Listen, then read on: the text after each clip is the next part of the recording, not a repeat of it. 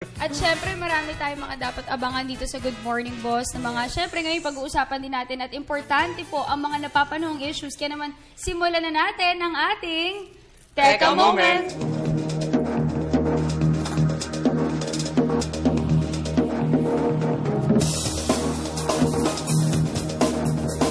Okay, para sa ating unang Teka Moment, as of now, good news pa rin to sa Pilipinas dahil Ebola-free pa rin ang ating bansa. At Carla nga, no, patuloy pa rin paghahanda ng ating gobyerno para syempre, lalong may mga kababayan tayo na uuwi mula sa mga Ebola-struck countries tulad na lamang sa West Africa.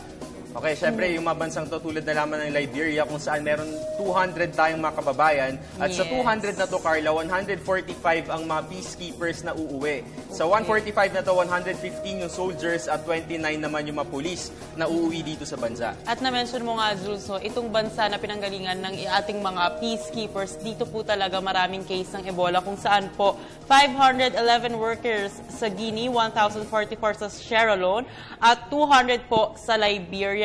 At yun nga po, yung mga peacekeepers natin, doon po manggagaling, uuwi po sa ating bansa. At sabi nga po ng ating gobyerno o pamahalaan, ay naghahanda na po sila.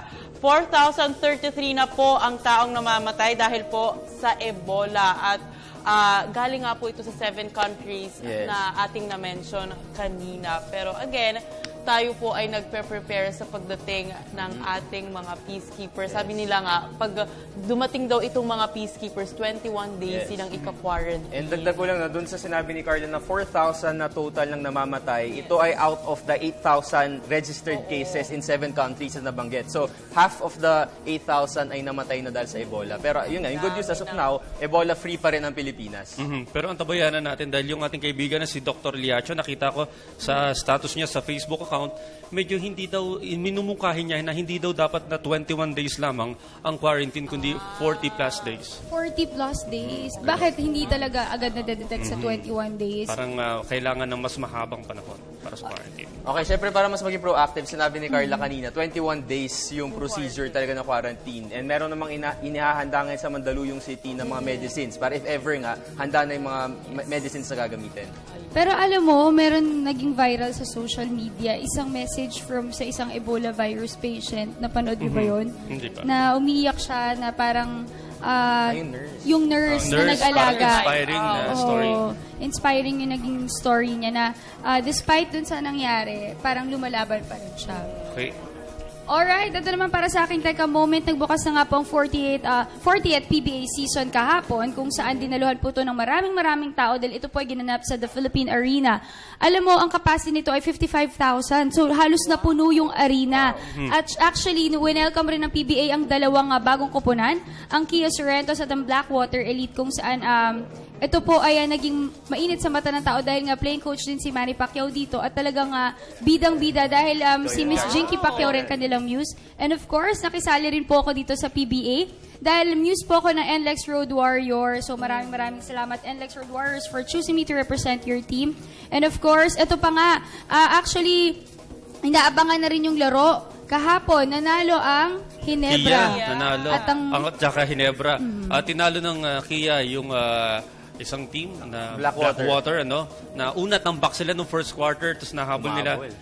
Parang ang player of the game yung kanilang point guard. Pero naglaro din ng 7 minutes itong si Congressman Manny Pacquiao.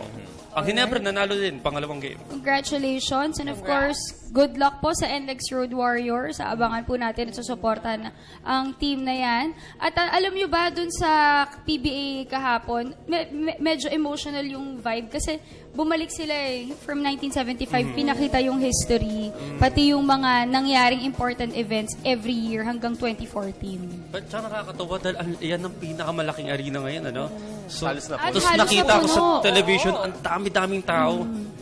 At kahit napalayo na siya, Bulacan, napuno pa rin. Dinayo pa So, rin, ibig sabihin, dinadayo ganun pa rin. karami yung sumusuporta sa PBA.